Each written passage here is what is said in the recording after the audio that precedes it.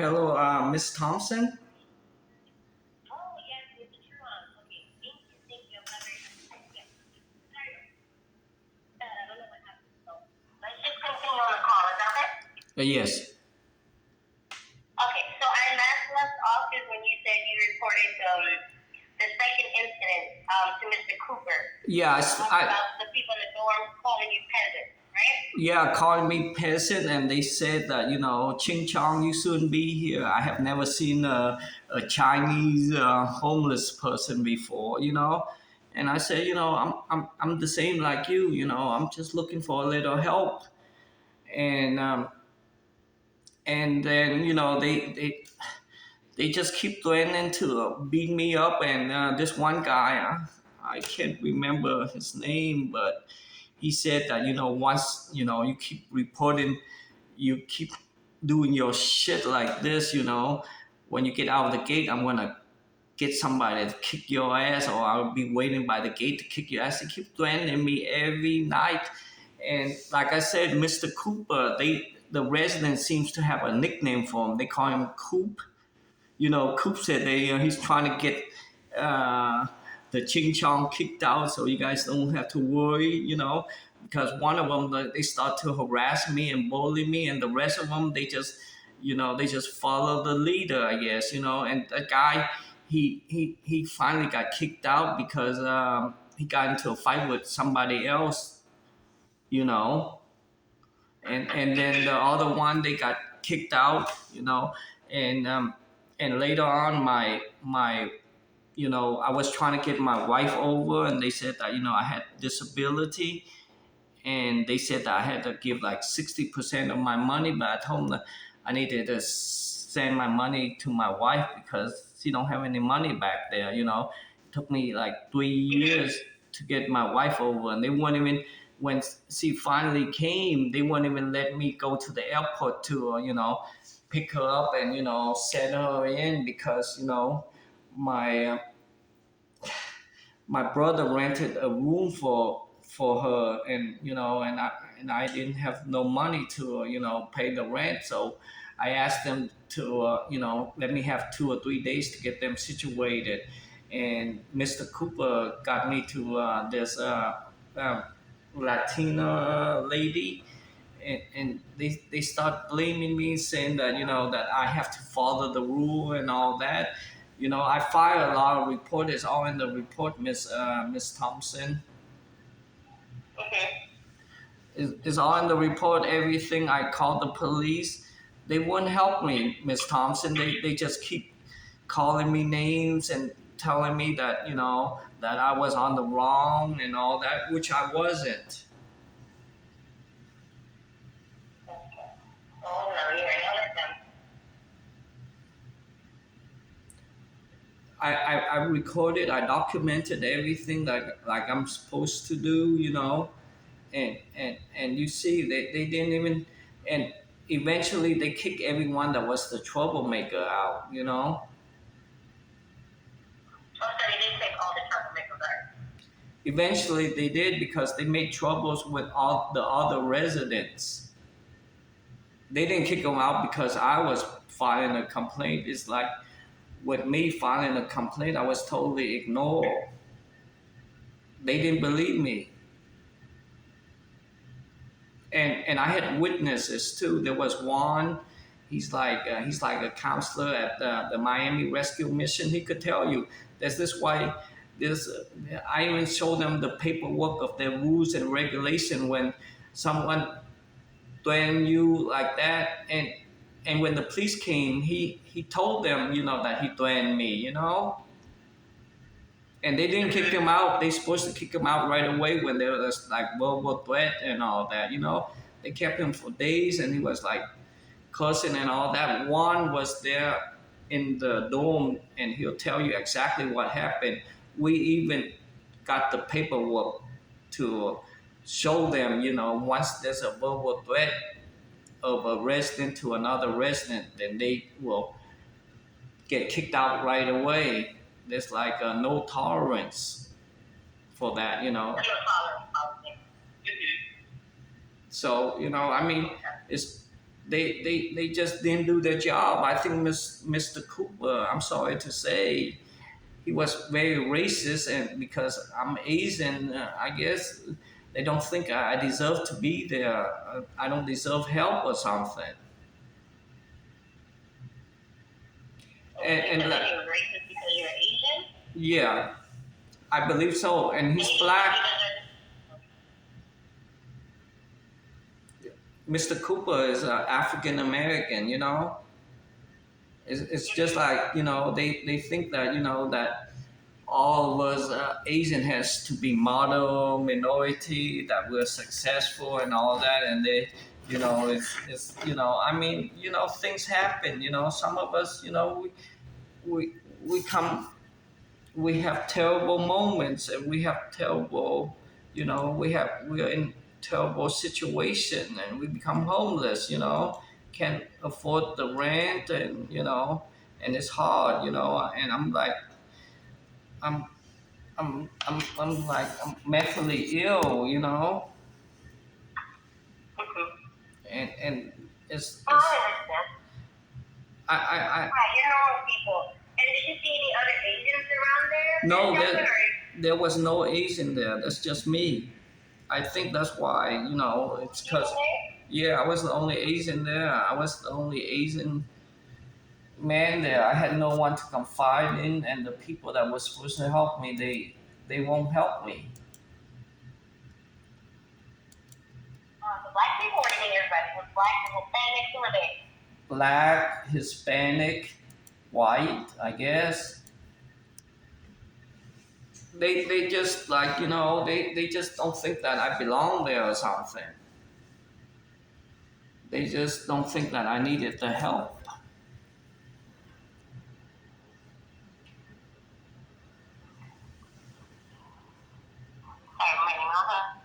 They didn't think that And you belonged there yeah, or needed.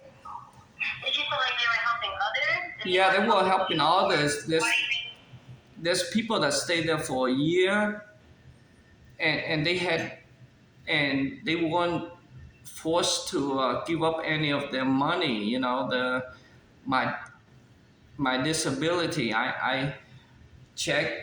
There was people there for years, 2 years, 3 years, and I just came in. And right away, Mr. Cooper saying that oh, I have to, and I had like a job. I was working for cash for this one place, and I don't want to get them in trouble, but and uh, and he said that they just didn't help me, and they were like very prejudiced. Mr. Cooper, I hope that he has like the camera in his So Mr. office. Cooper made you give up your money or something? You said that you were working and you had a job, and Mr. Cooper, what did Mr. Cooper say? Well, he said it was in the rules that I have to give up like 60% of my money for them to help 60%? me get housing. Give up 60%? How much? 60%. Oh, wow, okay. Did he say why? He said that was the rule and the Did he give up the regulation. money? Oh. Yeah, so they could keep it, so we could like to help me budget to get me a place to stay.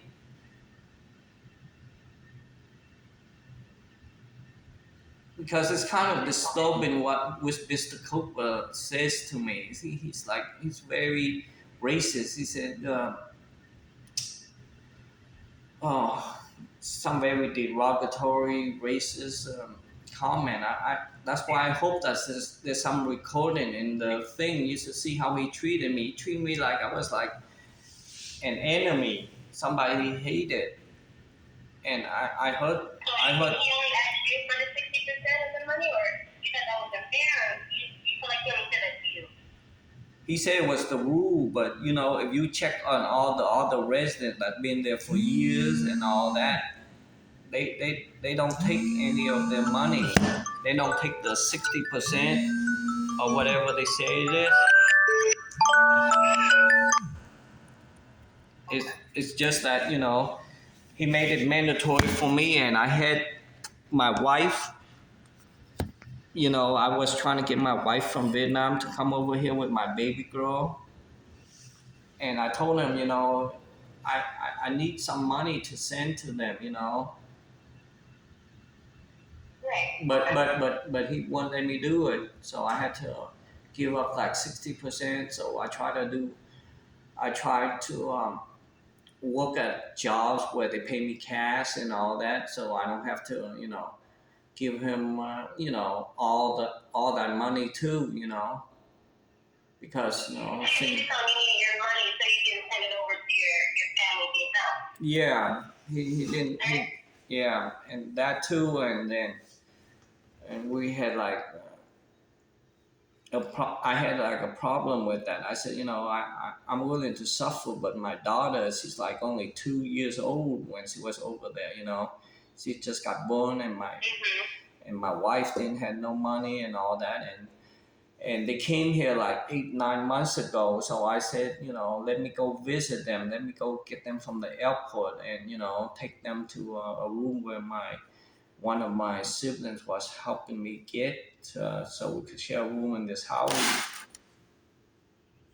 So Oh, so you guys can all stay there and you share a room in the house, right? yeah. So eventually I had to get out of there because my wife came here. She didn't speak any English, and I had like 800 and something in my disability, and the room that we shared was only $800. So that's why I eventually had to get out. Because like I said, they. Mm-hmm. Okay.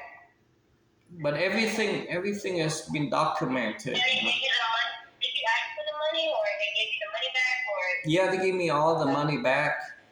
That's how I'm able to pay the rent and surviving, I guess. For the $800. Yeah,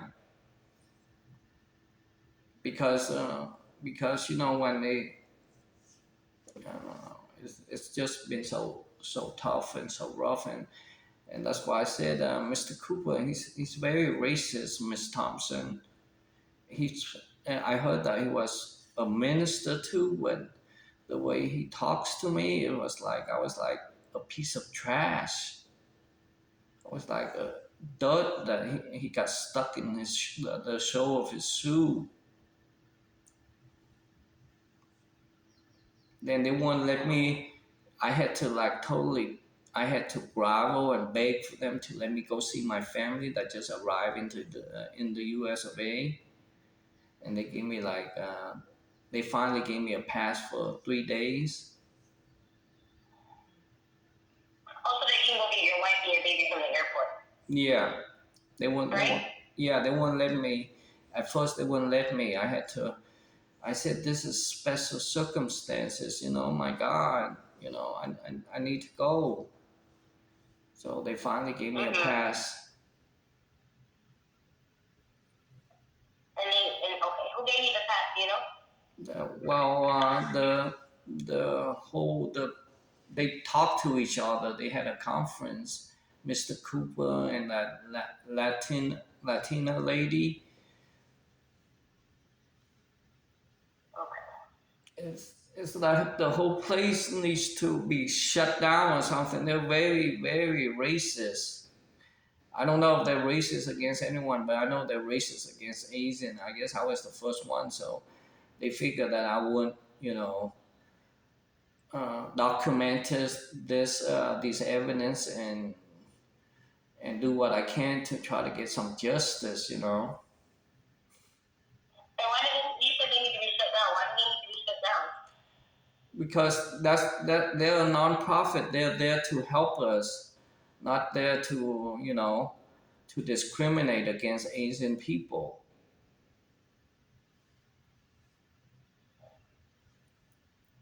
And that's what they did. They And were. the discrimination was only against Asians. So the blacks, the whites, Hispanics, they're treated better, but just not the Asians. Yeah, not me. And I was the only Asian person. You see all the evidence, the police. I could bring you witnesses. I could let you talk to one, and you see what he saw, what he witnessed. He's over at the Miami Rescue Mission as a counselor now. Call up there and talk to him. Ask him what happened to me.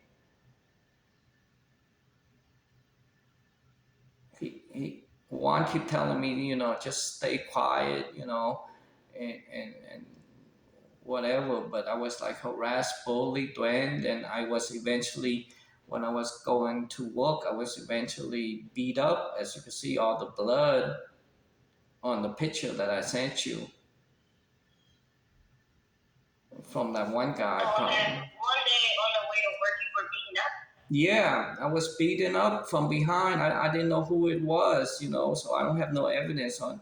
But the guy that threatened me, he said when I get out of the gate, he was going to get his boys or his people to come after me. I was like walking to work, and then someone beat me up from the behind, huh?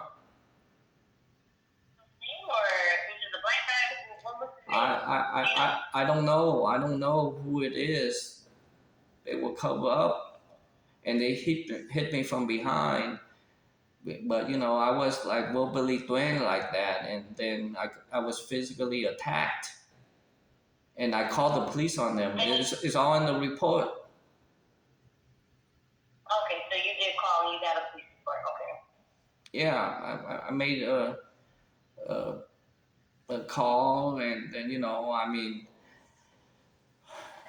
made a police report when I was in Chapman and all that. I mean, they didn't do anything to the people that threatened you, or they Do you remember when that happened with the police report?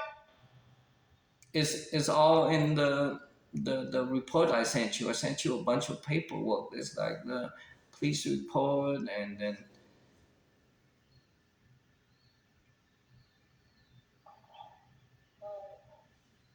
Okay, and let me ask you a question. So I know, and then what happened after that? Is there anything else that happened after you got into the fight and you called after they attacked you from behind, you called police? Anything else happened while you were there in Chapman?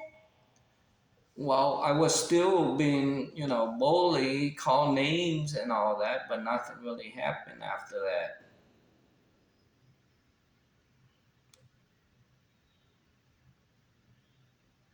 And I told Mr. Cooper when I was attacked and all that, but he didn't remove the guy until the guy started some trouble after he was moved out. Also, I think told Mr. Cooper, they said he didn't do anything but move him to a different, he reassigned him to a different room or to a different room? He resigned him to, he moved him to a different room, and then he got into a fight with somebody, and he got kicked out, I believe. That you have to ask Mr. Cooper. I just know that a couple of days after he got kicked out, and no, a couple of days he got moved to another room. He got kicked out because he had some trouble with. He was like a gang member, and You know that name by any chance?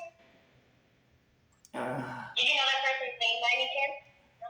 No? I don't know his name, but Mr. Cooper should know his name because I made a lot of complaint, and Juan knows his name. He was like always talking about how he stabbed these people in jail, and how hard he was and all that. I don't know.